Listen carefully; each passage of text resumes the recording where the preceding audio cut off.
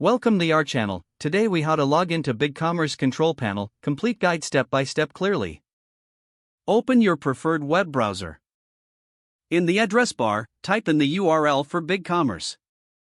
Press enter to navigate to the BigCommerce website.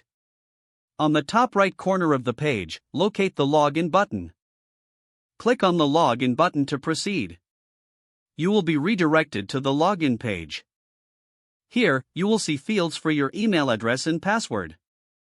Enter the email address associated with your BigCommerce account. Next, type in your password in the designated field. If you want your browser to remember your login details, check the box for Remember Me. Once you have entered your credentials, click the Login button. If your login information is correct, you will be taken to the BigCommerce control panel. In case of incorrect credentials, an error message will appear. Double-check your email address and password if you encounter this issue. If you forgot your password, click on the Forgot Your Password link.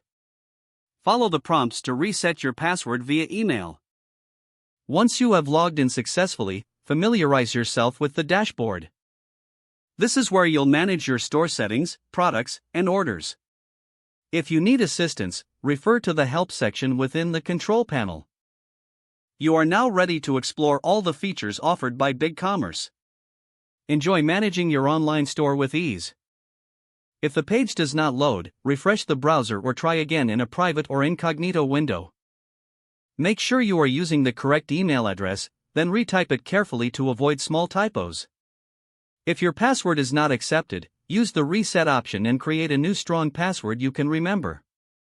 Check your spam folder for verification or security emails, then complete any requested confirmation steps. Enable two-factor authentication if available to improve account security and reduce unauthorized access risk. After signing in, review your profile details so your contact information and settings are accurate and current. If you see an error message, note it down and try again after restarting your device and internet connection. Log out when you finish, especially on shared devices, to keep your account and payment information secure.